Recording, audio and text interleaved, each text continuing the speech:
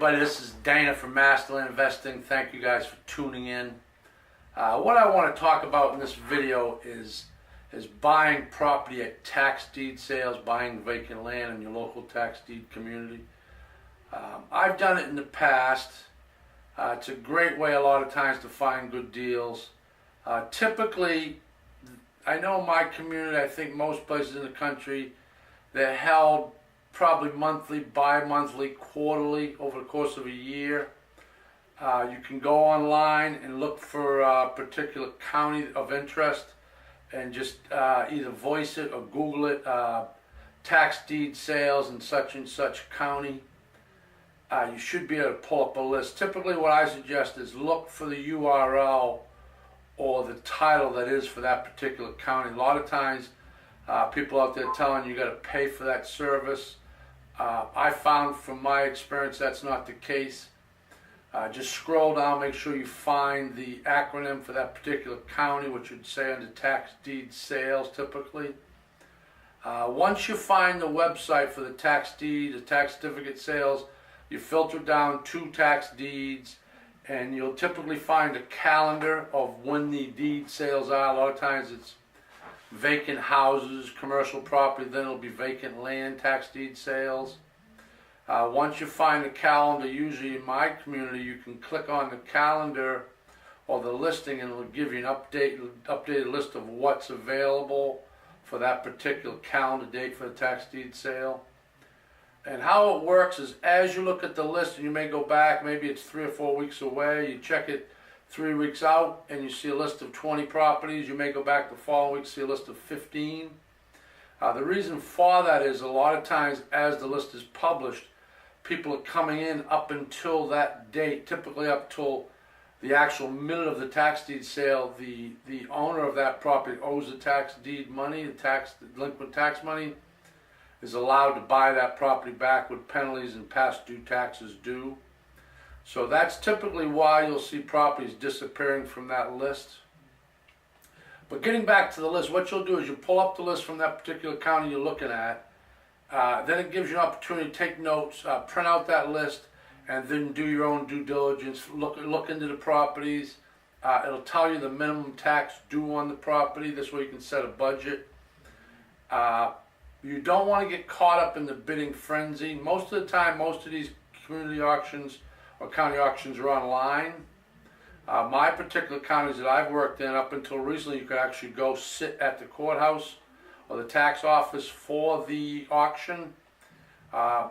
They've actually converted most of them now, the ones I work, to actually online auctions, which is good and can be bad.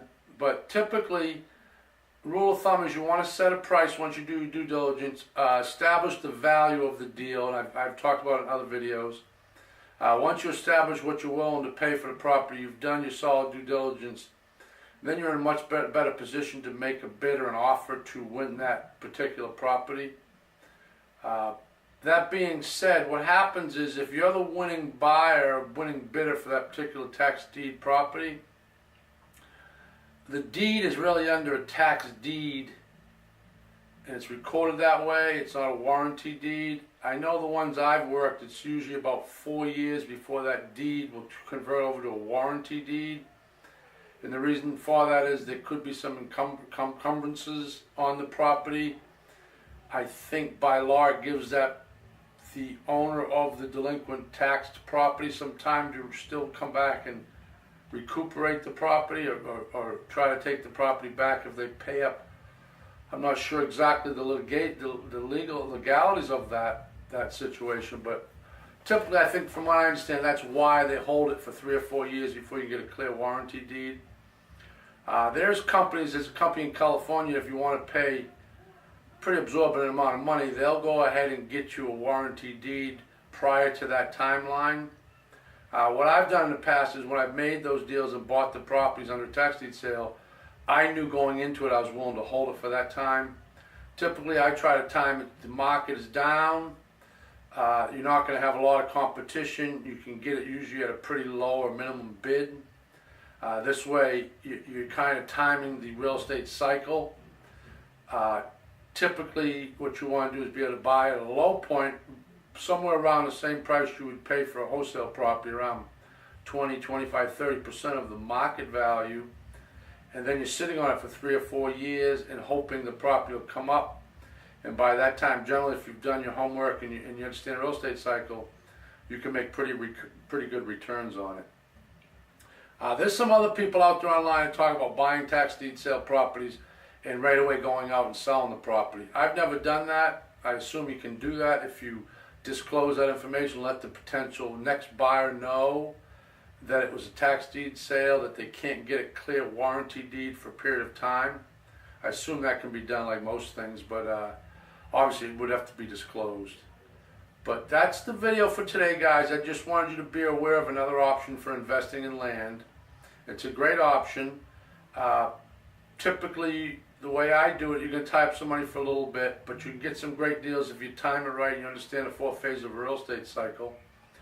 But that concludes this video, guys. Thank you guys for tuning in. If you haven't subscribed yet, please do so. I'm going to continue to put out some great stuff for you guys. Otherwise, hit the like button if you liked it. If you feel it's worth sharing, please do so. You guys have a great week. Go out there and inspire somebody if you can. Try to be generous. Don't be greedy. You guys be safe. Thanks for tuning in. Bye-bye.